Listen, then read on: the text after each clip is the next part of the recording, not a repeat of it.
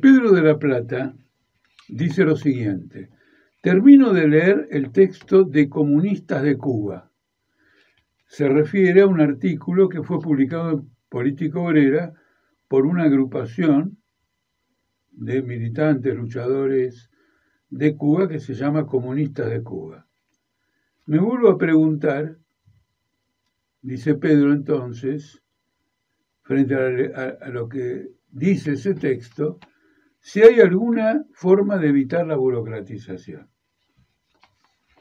En primer lugar, saludo que se haya prestado una atención a ese texto, porque Cuba se encuentra ante una crisis absolutamente fenomenal. Hay una situación hiperinflacionaria y hay también revueltas populares. Y el texto de la agrupación Comunistas de Cuba aborda, dentro de los límites de ese texto, aborda el conjunto de la situación. Y entonces hace una reflexión que resumiría de esta manera. De un lado, la fuerza fundamental que impulsa una restauración del capitalismo en Cuba es el gobierno de Cuba. Esto es importante, porque normalmente se dice que un retorno del capitalismo en Cuba sería un proyecto puramente extranjero a Cuba, lo cual colocaría al actual gobierno y a los precedentes como un defensor, entre comillas, del socialismo, algo que ya han abandonado y que se refleja en cambios constitucionales y un conjunto de medidas muy amplias. Pero al mismo tiempo, con un realismo político que valoro mucho, entienden que la influencia política procapitalista en las masas frente a la crisis en Cuba es mayor que la influencia política de los auténticos comunistas. El texto mismo dice que en las condiciones de la restauración del capitalismo en Rusia, en el plano político, las corrientes dominantes dentro del Partido Comunista, pero también en los márgenes del Partido Comunista, eran favorables a una restauración del capitalismo. Y las corrientes que podían plantear un derrocamiento de la burocracia allá en la Unión Soviética para establecer una auténtica democracia socialista eran marginales. Es decir, que frente a un momento crucial en que se juega el destino histórico de países que atravesaron grandes revoluciones, predomina, incluso en las masas, una tendencia hacia liberar mercados, es decir, a recoger el discurso neoliberal. Y estos compañeros de la agrupación comunista de Cuba, que son socialistas convencidos, en el artículo se esfuerzan por elaborar una política auténticamente comunista para ver si en Cuba puede darse un desenlace diferente.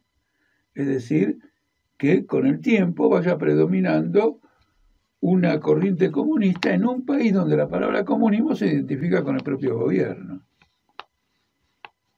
Por lo tanto, invito a todos a que lean el artículo e inclusive a que, sobre la temática del artículo y la problemática que plantea, puedan hacer preguntas para futuras ediciones, digamos, de esta actividad que hacemos ahora.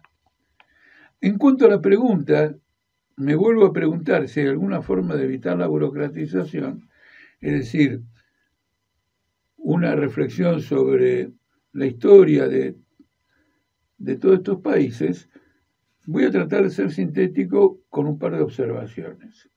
En primer lugar, las revoluciones que hemos conocido se han dado casi todas en la periferia del capitalismo, no en los países centrales.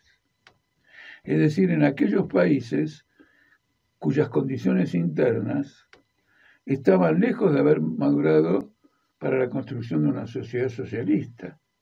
Tomemos el caso de Rusia, 100 millones de campesinos, una buena parte analfabetos, a la hora de encarar al nuevo Estado, no tienen los recursos democráticos ni un desarrollo político general como para convertirlos en auténticos controladores, no hablemos de dirigentes, de ese proceso revolucionario. Puede ser que eso ocurriera con una minoría de obreros con mucha conciencia de clase, pero siempre es una minoría. Es decir, que hasta ahora se ha dado de esa manera. En Rusia hubo una revolución proletaria, es decir, los obreros y los campesinos se levantaron y derrocaron al zarismo. En otros países, en China, por ejemplo, en Cuba, por ejemplo, en Vietnam, y después voy a citar otros más, el proceso revolucionario no siguió ese camino. Cuando el Partido Comunista Chino toma el poder en 1949, lo hace como una fuerza militarizada, que ya tiene un sistema de jerarquías y de dominación burocrático-militar con antelación a la toma del poder. Entonces puede uno preguntarse, entonces, ¿por qué lo llamás una revolución? Porque la expropiación del capital, el alzamiento de los campesinos, incluso bajo la forma de un ejército, contra los propietarios capitalistas del campo chino, una minoría, es revolucionario. Pero a la hora de determinar la forma política de esa revolución, ya viene incrustado un aparato burocrático que, además de tomar medidas de carácter revolucionario, bueno, en forma contradictoria, no quiero entrar en detalles, de tomar medidas de carácter revolucionario, también toma medidas de represión contra cualquier forma de disidencia en el curso mismo de la victoria revolucionaria. Para hablar de algo más, bueno, lo mismo ocurre en Vietnam. Para hablar de algo más conocido, en la Revolución Cubana, un ejército, no numeroso, pero finalmente un ejército, dirigido por Fidel Castro, Che Guevara, Camilo Cienfuegos, etc., inclusive otras corrientes derechistas que luego van a trabajar para Miami, van a romper y van a trabajar para Miami, hay un aparato que construye esa situación. Y la propia revolución y el propio estalinismo ruso y el Partido Comunista de Cuba se esfuerzan para encaminar este proceso político en términos burocráticos.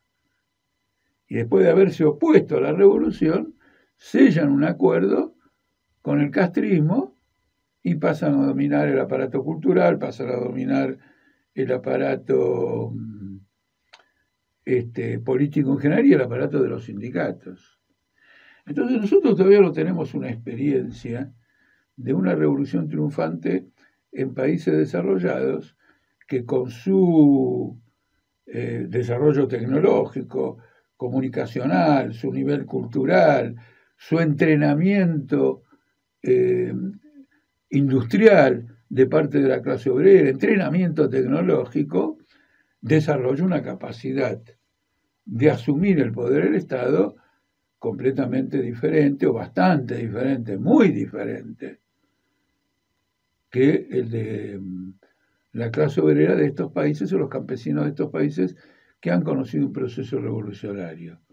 Por eso creo que es conveniente, creo instructivo, mejor dicho, terminar esto con un desarrollo que hace Lenin, ya varios años después de triunfada la revolución, que se pregunta a sí mismo qué Estado ha creado la revolución y qué lugar ocupa el proletariado en ese Estado. Y entonces dice lo siguiente: el proletariado en nuestra revolución es una clase semidirigente y es una clase semi-oprimida. Y dice que es una clase semi-oprimida porque comparativamente al proletariado de los países industrializados, su situación social es infinitamente menor. Y si el proletariado de esos países industrializados es una clase oprimida, la situación del proletariado ruso es peor, incluso después de una victoria revolucionaria. Y luego dice, es una clase semidirigente, no ejerce con plenitud esta dirección porque la revolución en Rusia, en el imperio zarista, quedó confinada a sus fronteras y tuvo que defenderse en el marco de un ostensible bloqueo al desarrollo de las fuerzas productivas en el país, etcétera, etcétera, etcétera. Entonces, no hay una receta contra la burocratización. Es un desafío del proceso histórico mismo. Y hoy por hoy, ese desafío se entrelaza con la lucha contra los herederos de aquella burocracia, que son la misma burocracia, pero que ahora no pretende ser una burocracia comunista, sino que se declara abiertamente capitalista y abiertamente reaccionaria. Y a pesar de eso, ha entrado en un conflicto mundial y en una guerra mundial con el imperialismo.